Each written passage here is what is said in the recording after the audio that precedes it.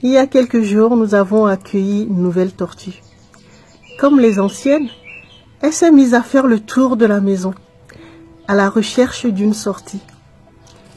Et au bout de quelques jours, fatiguée, parce qu'elle a compris qu'elle revenait sur ses pas, elle a abandonné son projet et a commencé à s'adapter petit à petit à son nouvel environnement.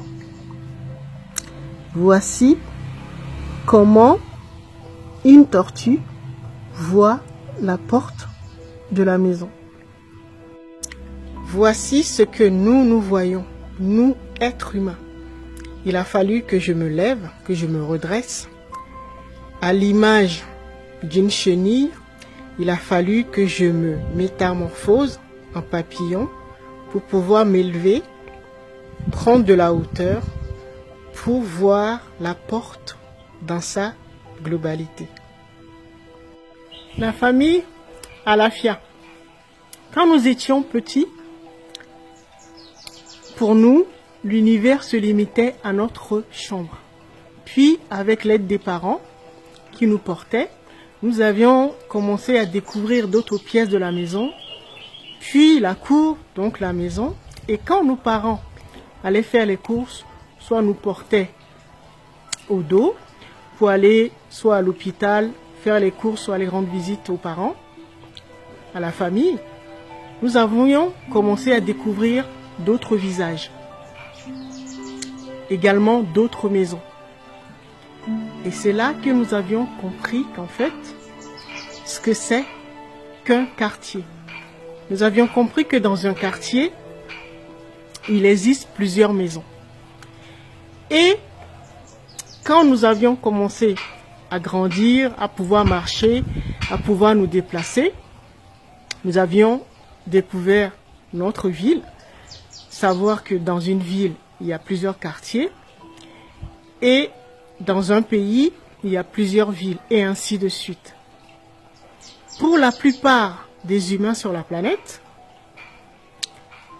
ce que nous voyons, donc les 5 continents, représente la totalité de la planète Terre. Et nous avions appris dernièrement qu'en fait notre planète est plus vaste que ça et que ce que nous appelons la Terre, on en a parlé dans les précédents épisodes, n'était qu'un continent sur la grande planète qu'on appelle Gaïa ou Hathor, que j'appelais Rathor. Vous voyez, c'est de ça qu'il va s'agir aujourd'hui dans cet épisode. Pour mes tortues, je suis leur créateur. Comme pour un enfant, ses parents sont ses créateurs. Parce que pour une tortue, la conception d'une maison, construire une maison et y mettre une porte, un animal, une tortue, n'en voit pas l'utilité.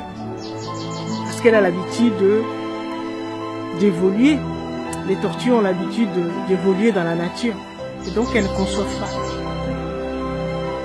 Et ce que vous pouvez remarquer que c'est quand nous nous élevons ou quand nous évoluons ou quand nous faisons appel à une partie supérieure de nous, comme les parents, ou pour les tortues, les êtres humains, là, nous pouvons découvrir d'autres univers. Nous pouvons élargir notre horizon, notre champ de vision, et comprendre en fait que l'univers est plus vaste que nous le pensons. Et c'est de cette manière que quand nous étions enfants, on nous a programmé à penser que en fait nous ne pouvons rien faire sans soit nos parents, soit le gouvernement, soit les leaders spirituels et tout cela. Parce que si je m'amusais à dire aux tortues que j'étais leur créateur, elles me croiront. Parce que elles sont dans mon univers, donc elles sont dans la maison qui est fermée. Nous aussi, nous avons cette impression quand nous venons au monde. Nous avons l'impression que nous sommes enfermés et que nous sommes dans une prison et nous sommes obligés de faire comme nous exige la société. Alors, ce que j'essaie de vous dire, c'est que nous avons cette partie de nous qui est plus élevée et qui est capable de voir au-delà des apparences, au-delà de ce que nous voyons, ce qui est visible pour nous. C'est ce qu'on appelle notre double, notre soi supérieur ou notre divinité intérieure.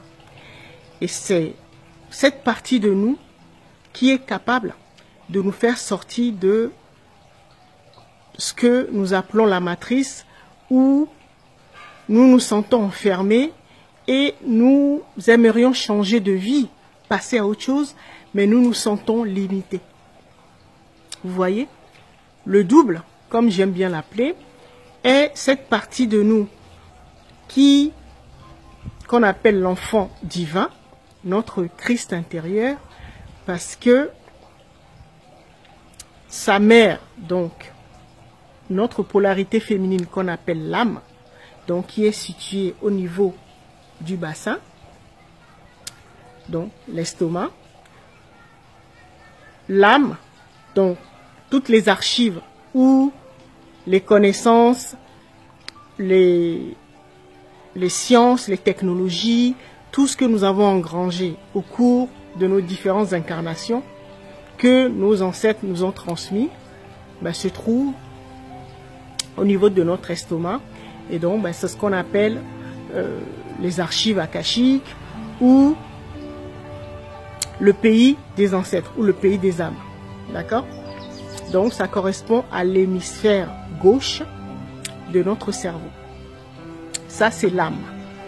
Et l'esprit, donc notre double, a également les capacités de l'esprit. Donc l'esprit, l'hémisphère droit, donc qui correspond à la tête et qui est le créateur en nous, qui est la capacité de manifester tout ce que nous désirons. D'accord? Et donc le double se trouve au niveau de notre cœur. Et ces trois parties de nous, donc l'âme, hémisphère gauche, l'esprit, hémisphère droit, et le double se trouve au niveau de le bas de notre tête.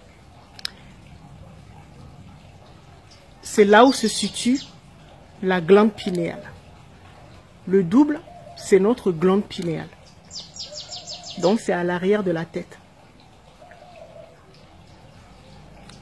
Et nous verrons dans les prochains épisodes comment fonctionne la glande pinéale. Donc à chaque fois que je vous dis qu'en fait il faut activer notre ADN, notre double, notre germe, je vous parle d'activer en fait votre glande pinéale. Parce que c'est cette partie de nous, comme pour la tortue, qui est capable de trouver la sortie et de sortir. Parce que notre double vit dans la 29e dimension, hors de l'espace-temps. C'est pour ça que je vous disais que le double, notre corps astral, se déplace à la vitesse de la lumière, comme dans les rêves. Il suffit juste de penser et nous sommes à l'endroit. Rien n'est impossible pour notre divinité, notre double. Et donc, si nous voulons changer de vie, créer une autre réalité, une autre vie, gagner plus d'argent, pouvoir nous soigner, tout ce dont nous avons envie de faire l'expérience, notre double est capable de le faire parce que c'est elle qui a la vision d'ensemble, qui est notre satellite. C'est ce que nous verrons dans les prochains épisodes. En attendant,